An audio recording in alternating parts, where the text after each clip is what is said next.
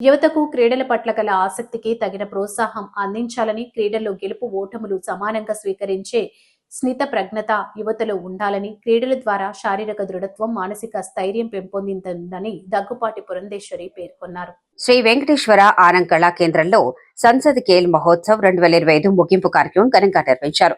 ఈ కార్యక్రమానికి ముఖ్య అతిథిగా హాజరై ఎంపీ దగ్గుపాటి పురంధరేశ్వరి క్రీడల్లో విజేతలుగా నిలిచిన వారికి బహుమతులు అందజేశారు. ఈ సందర్భంగా మాట్లాడుతూ సెలవు రోజైనప్పటికీ పెద్ద సంఖ్యలో యువత పాల్గొనడం క్రీడల పట్ల వారి ఆసక్తికి అద్దం పడుతుందని తెలిపారు. దేశ ప్రధాని నరేంద్ర మోదీ యువతలో క్రీడల పట్ల ఆసక్తి పెంపొందించాలనే లక్ష్యంతో పార్లమెంటు నియోజకవర్గం పరిధిలో సంసద్ ఖేల్ మహోత్సవ్ కార్యక్రమాలను నిర్వహిస్తున్నారని తెలిపారు.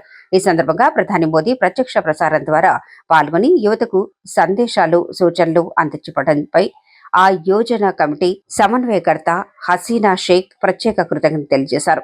Kovvur MLA మొప్పిడి Venkateswararao, RUDA chairman బొడ్డు వెంకటరమణ చౌదరి, ఆర్డీఓ కృష్ణనాయక్, జిల్లా క్రీడల అధికారి శేషగిరిరావు, డీఈఓ కె వాసుదేవరావు, సూరపురేని చిన్ని తదితరులు పాల్గొన్నారు.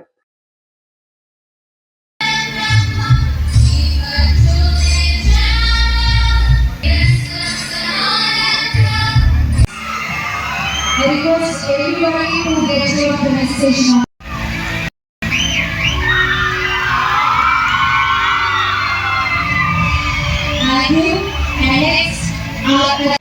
పత్రికా సోదరులకు ప్రతి ఒక్కరికి కూడా నా యొక్క నమస్కారాలు తెలియజేసుకుంటూ విద్యార్థిని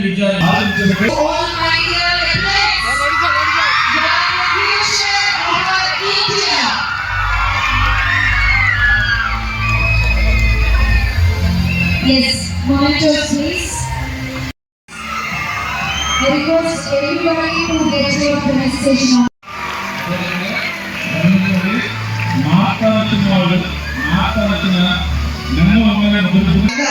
స్థిత ప్రజ్ఞ అంటారు.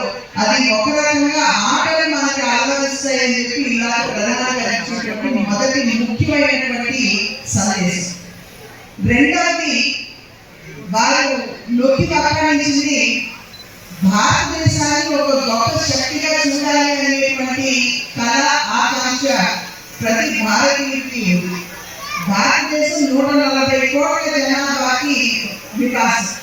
ఈ 140 కోట్ల జనాభాలో 60-65% 35 సంవత్సరాలు లోబడి ఉన్నటువంటి వారు